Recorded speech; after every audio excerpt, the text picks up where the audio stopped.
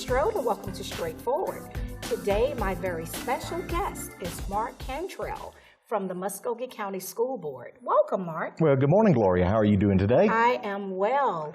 You are a very, very busy man in the community.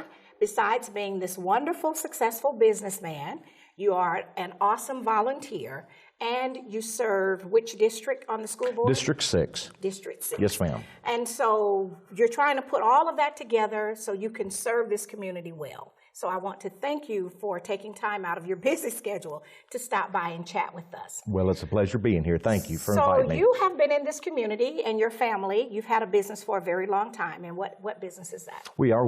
It's a family business. In fact, we just celebrated our 35th anniversary. Really? And, you know, business, local business, family business, been in business for 35 years is an extremely long time. Oh, it is. It's a blessing. It is. We started on Buena Vista Road with our first store. We've got a 15-acre manufacturing plant on Brennan Road, and we got 10 locations altogether. We're up in Macon, Georgia, Albany, Georgia, Auburn, Alabama, Phoenix City, and like 5 stores here in Columbus. So you're 2 states, Alabama and Georgia. Yes, ma'am. And Albany. I didn't know you were in Albany. I'm an Albany State alumni, so that's one little fact we just opened up just there about 3 weeks ago in Albany, Georgia. Oh, very good. So now, how do you say? I call it Albany. And now, what do you call it? I call it Albany. Albany, okay. But we do call it Albany. Okay, I feel both ways right there. Yeah, it's like pecan. It just depends on who you're talking to. And we've got a store at Fort Benning at the mall out there. I guess they still call it the PX Mall. And it's our action truck styles and auto designs for cars.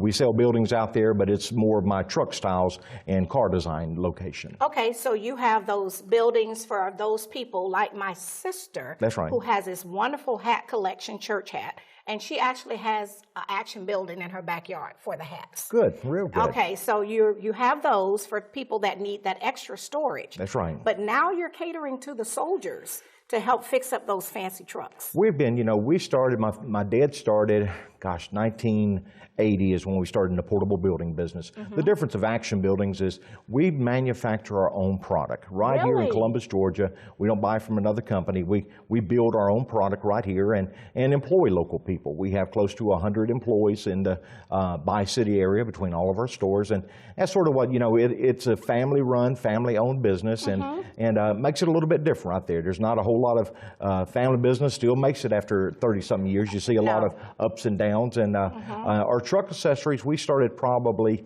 25 years ago. I've got 2 stores that specialize we started as Action Truck Styles, but now it's Action Truck Styles and Auto Designs for the cars out there. And we got a store on Manchester Expressway.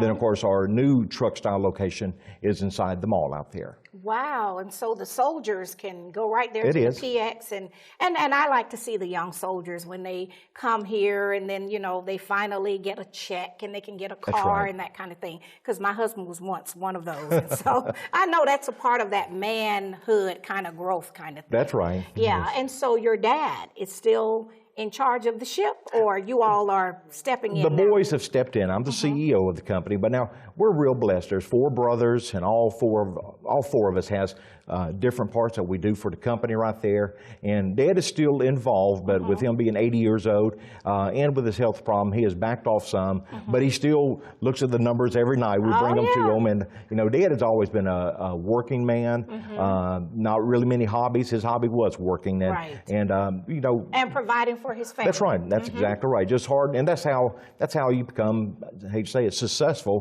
It's hard work, and family business is not a 40-hour-a-week work. No, you're always working. You're always working. Right. Even if you're at church, you're working. That's right. Right. But I think, a lot of stuff is you give back to the community, Gloria, and that's one thing we've done for so many years. You don't know where it comes back, but you know it comes back to you. As far as you sow a good seed, and it will come some way. You're not really sure which route, but it will come back to you. It will, and we've always believed in that.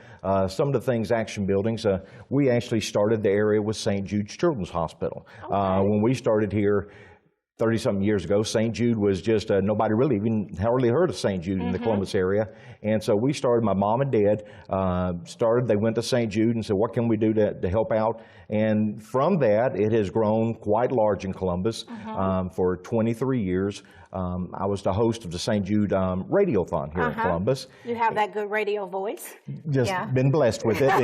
And then because the Radiothon was so successful, where most cities our size was doing $15,000, $20,000, I was pulling out $300,000, $400,000 per Radiothon. Goodness. And St. Jude came to me, and we'd done it for many, many years in a row, and they said, Mark, how would you like to be the first chairman and director of the first St. Jude Dream Home in the southeastern part of America?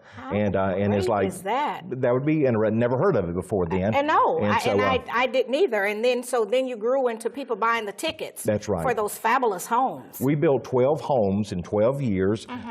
We raised over $10.5 million for the children at St. Jude. And to tell you the truth, that when say things come back, 9 years after I've been doing the Radiothon of saying, think of your children when, it could be your child, it could be your niece, it could be a friend that comes down with cancer. There never was a child that we knew of from Columbus, Georgia at that time. But 9 years after me doing the Radiothon, my 15-month-old niece comes down with neuroblastoma cancer. Oh, my goodness. And it was like, so you already had sown the seed. That's right. When it was time for someone in your family to get a blessing from it, then you had already sown your seed.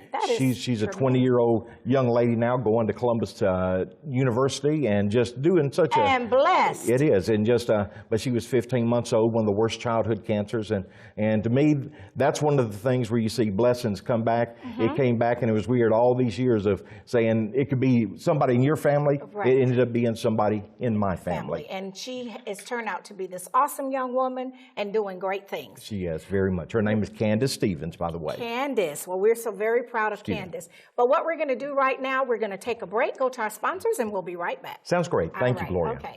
We'll be right back after word from some of our sponsors.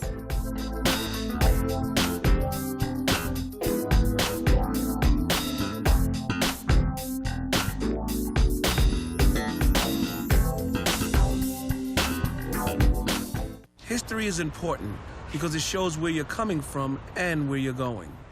Type 2 diabetes is something that runs in my family, which means I'm at risk. In fact, 1 in 3 American adults are at risk for developing type 2 diabetes. And knowing this, if I do nothing, that family history becomes my family's future. And my family is too important to me for that. Take the risk factor assessment today at AskScreenKnow.com. By facing our mental and substance use disorders, recovery begins, and we are empowered to speak our truth. Join the Voices for Recovery. Speak up. Reach out. For information on mental and substance use disorders, including prevention and treatment referral, call 1-800-662-HELP. Brought to you by the U.S. Department of Health and Human Services.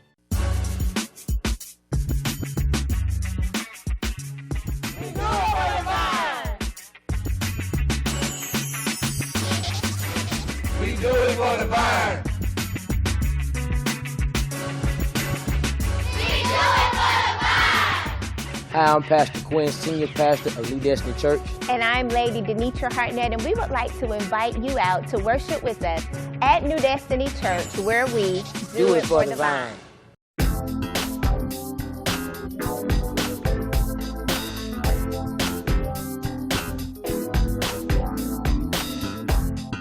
Welcome back to Straightforward. I'm continuing my conversation with our school board representative, Mark Cantrell, but who's also a wonderful community volunteer and business person.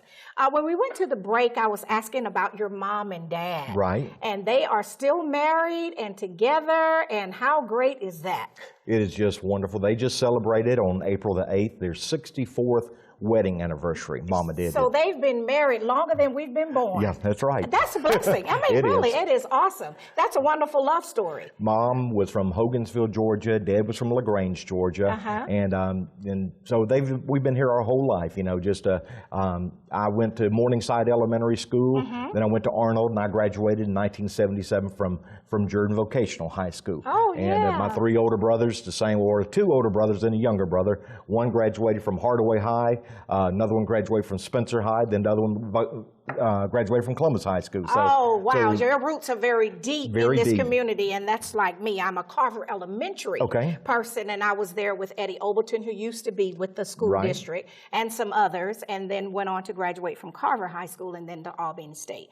So when you stepped up and decided to throw your hat in the ring for school board representative, it was a natural fit. It was because, you know, and another thing that I do, I help out the community. A lot of folks don't. I'm the chairman, the director of the Columbus Fort Benning Shrine Circus here in Columbus, and I bring that to town for the last 19 years. I was the media director, but 8 years ago I took over as the chairman.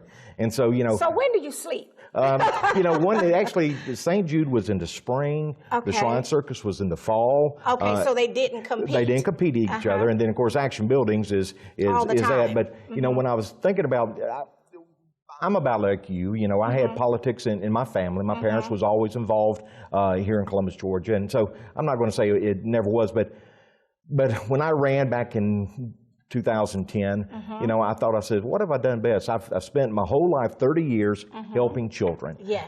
That's really what I'm known for. So it was a natural transition. It was. From St. Jude and the Shriners, and then to the helping school out board. Right here in Columbus. And then you actually were a student in Muscogee County, so you could speak to what it was like to be a student. You know things better here in Columbus because you've been raised here and you've seen the growth of it, and you're proud of it, to tell you the truth. And I thought, now's my time. I was 50 years old, and I thought, now's the time for me to step up and see. And you never know when you run for office if you're going to get elected or not. But I thought, if I do, wonderful. If I don't, at least I've done what I've wanted to do.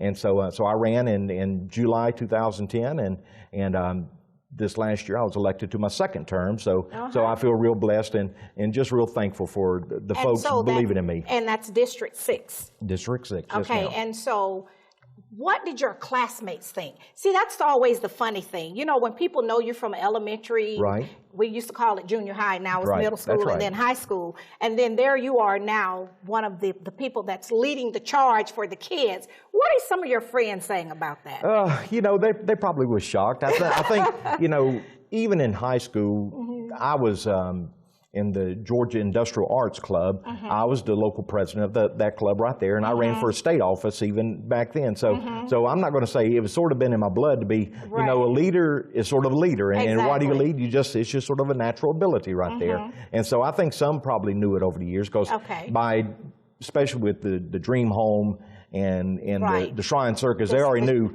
I do some big events anyway. You do those anyway. But sometimes people's like, well, I never thought that person was that serious or whatever. They were fun-loving, that kind of thing. Right. Well, I think you're doing an awesome job. And, of course, today you were going to share with our audience, and I'm so very thankful that you're going to do that. You said something to me earlier about you have to keep your word. Your word is your bond. It's about integrity and people trusting you. It's not always about the big dollars and cents, but it's just about people keeping their word. That's exactly right. So what is it that you can share with us about what's going on? We did pass the educational tax. That's right, the SPLOST. And then now, the SPLOST, and then now we're looking at the millage rate, and something could happen there where it could cost the taxpayers more money, and you were like, I think we need to take a look at this. It did. You know, we was real fortunate. I was for the SPLOST 100% because the school is like a big hole. You can throw as much money into it, and you always need money. I mean, really, the school district never can have enough money. About like the city, how much does it need? It could always use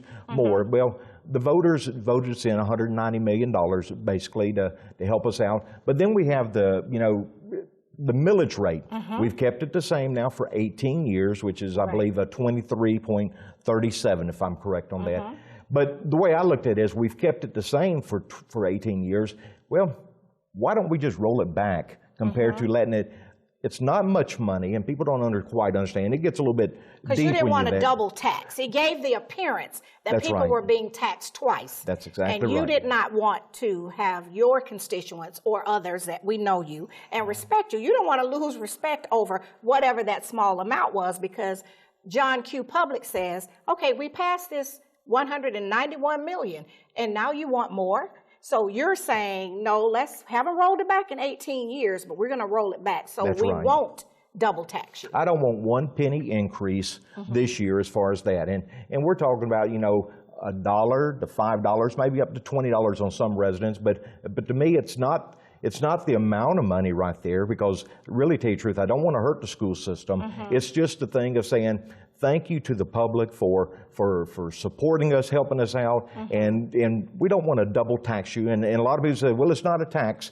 Well, it might not be called a tax, but if your money goes up $1 compared to what it was last year, it's a tax. It's a tax, you right. know. So technically, it is. And right. and I just, I believe I had a lot of people call me up, and I listened to the people that call me and says, it just don't seem right that we pay any more. And I said, well, my accountant called me and said, Mark, thank you for saving me $1 out there. And that's what I want to let folks know. So this is not a large millions and millions of dollars. No. But it's the principle. It's the principle of it all. And that's where I want folks to, and it's a way to say thank you for helping us. We want to give back to the taxpayers. And this is really a win-win no matter what. If the board does not go along with me, well, the children at the school district, they get the money right there. So they've won. If the board decides to support what I've came up with right here, well, the taxpayers and the public out there, and I do want to make this, the SPLOST and this does not have anything to do with it, but it has 100% to do with people that are the people out there. They're the ones that vote, and it comes out of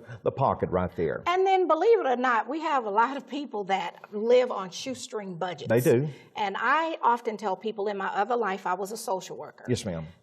$5 is $5 if you don't have $5. That's right. Now, my nephew, who is a minister in one life, and of course he's a full-time minister, but he has a full-time job at TSIS.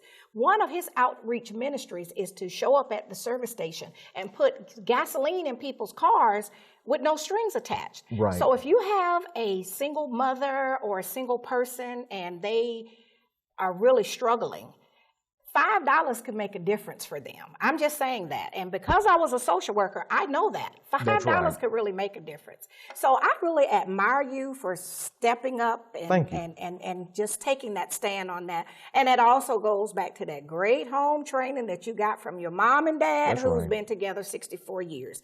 Your word is your bond. And if you tell people something, you want them to believe you. So the next time, if it's something that's going on in the community and they put you out front, then I will trust what you're saying because you have shown that you are trustworthy. So what I want to do right now is we're going to take our final break. Okay. Go to our sponsors, and then we'll be right back. Sounds good. All right. We'll be right back after word from some of our sponsors.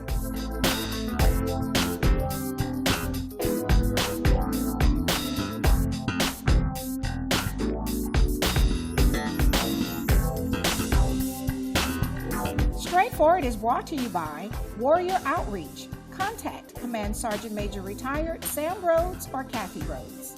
Freedom Printing for all of your designer printing needs. Gunboat Plaza, Suite 18. Walmart's reason for supporting Thurgood Marshall College Fund is simple. We like to win. And we have been given a lot of exposure to some incredible talent. And we also believe that it's a part of our responsibility to the community to give back. This is a great opportunity to do both. It's been a wonderful experience for us through the years. We've appreciated our partnership. We believe in return on investment, and we have definitely had a remarkable return. Columbus's first New York-style buffalo wings restaurant. American Deli is not only known for the best buffalo wings in the area, they're also known for their fresh deli ingredients. Now you can enjoy the best New York-style buffalo wings in 2 locations. American Deli at 2004 Auburn Avenue, Columbus, Georgia, and American Wings and Deli at 2061 Highway 280 in Phoenix City. We're open Monday through Thursday from 10 a.m. to 10 p.m., Friday and Saturday from 10 a.m. to 11 p.m., and Sunday from noon to 8 p.m. American Deli, the best buffalo wings around.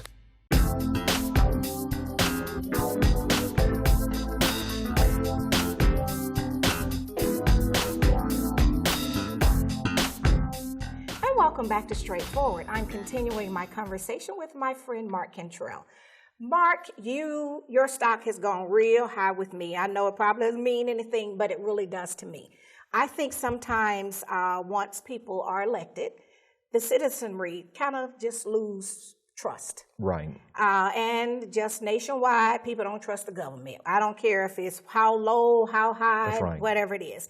So when you tell people something and you live up to it, if you ever come back to them again, they're going to trust what you say.